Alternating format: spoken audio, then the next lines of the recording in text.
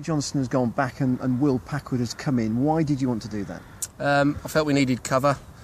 Well, we will need cover. Looking at the 3 games we just had in 7, I just felt we could have freshened it up slightly at the back a bit, but we've got that now with Will coming in.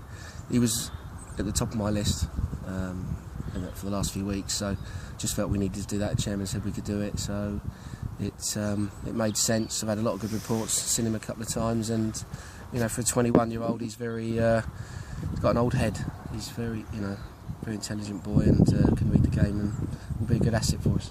Some of the comments on social media after last Saturday suggested fans were concerned about Matty Taylor's mobility. Are his knees causing him trouble? No, he's okay. He's all right, Matt.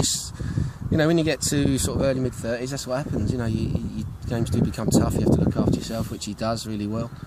So it's not just Matt. There's all the defenders really. You've got Troy, who's got 9 bookings, so we need to cover for him. We've got Pablo who's there, can come in as well. So we've got 4 good centre halves. Just a case of managing them and seeing who fits for which game really. I've said to them all that and this is the whole team really. There will be a bit of rotation in the side, and it's just about keeping things lively and fresh really. You've had a handful of games. Are there any patterns emerging? We won't stray. I don't think we'll stray an awful lot from the script. I think it's important that boys know what they're doing. With the way we play, we can adapt, we can change in a number of ways. So, I think it's a system that's can do that quite easily within a game and from game to game. Already we've seen the impact that Pablo Mills and Wes Burns have had. Do you think that they will increasingly be targeted by the opposition because they'll see them as key players? Yeah, I'm sure the opposition have seen a few of our boys and thought, we've got some good boys in there now. Wes will obviously be a target. I think Danny will probably start being a target. Manny and Sean up top will be a target. We've got some good players, and Pablo does his role really well, as do the 2 Matts as well. So, when we look at our squad, it's certainly a team that's in a squad that is in a false position, I think.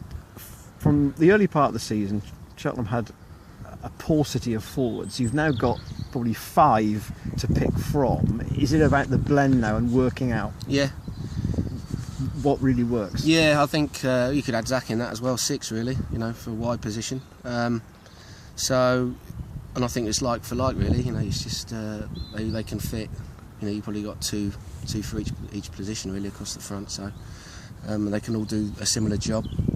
Obviously some have got more experience than others, so it's a case of seeing who's fit, who's raring to go and form and pitch them in. And how sharp they train?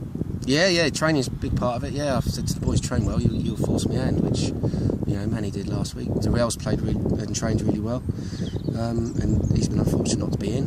And a few other boys have done really well. So they're all sort of champions to get in the side really. You played Newport at home over Christmas. Since then, a lot of change here, obviously, and Justin Edinburgh's gone from them as well, and they've stuttered a bit since then. Yeah, they have a little bit. You've got to be wary of that though. Past form or whatever doesn't really count in my eyes and shouldn't do in the boys. This all happens on the 90 minutes, 95 minutes. I thought we were unfortunate at home, and they said that as well. We should have got something from that. It's a totally different team to them now. So, and we'll be going there with a way to play and get as much as we can out of it. No Chris Zabrowski for them. They don't have a big goal scorer, do they?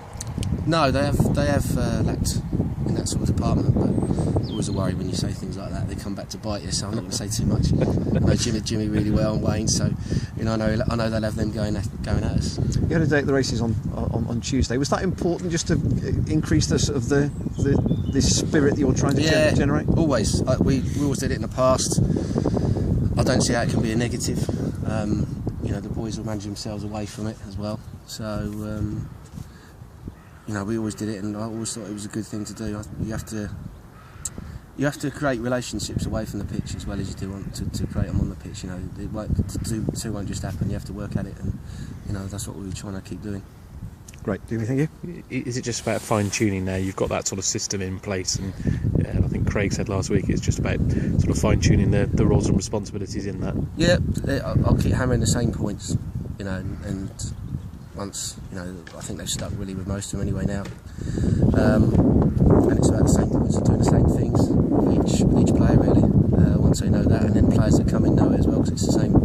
same for them as well. I feel that lads that are on the bench can come in and do similar jobs. So it's just keeping at it, fine tuning things, seeing who's fit and ready and raring, and picking players appropriately. Yeah. 2 games in a short span of time. Does having the Friday game help a bit with that? Could do, yeah. It gives us an extra, was it 16, 18 hours on this, something like that. So it probably will do. And I thought Mansfield, for a period in the second half, we got away with it a little bit. We looked a bit tired, but then we came back again at the end. So, full credit to the boys of the character, and could be a good point in the end. And we could have nicked it. So there's a lot of heart to take from that. Do you maybe think that from that tiredness in the Mansfield, do you look now at these 2 games and think, well, I've got to slightly tinker it based on sort of... we've said in there, it's important not to look too far ahead, because you've got to concentrate on what you've got coming up, and try and pick your best side, strongest side that you can. So that's what we'll do tomorrow. That's what we feel, and for those that are fit and ready, and then look at Portsmouth when that comes around, because you can't, 3 or 4 days time, you can't legislate for what might happen, and people pick things up. So you just got to go with your best side as you can. Yeah, obviously I think it's 10 to go now. Got a few games against teams with something to play for, a few with teams that are sort of mid-table. What would you prefer? I mean, Newport are still sort of on the edge of the playoffs, so they've got something, so there is a bit of pressure on them. Yeah, I'm not worried either way, really. I think we've got a good squad here now, and so it doesn't matter to me, really. Just got to approach each game, look at who we're playing against, and go from there, really. Cheers. Cheers, John.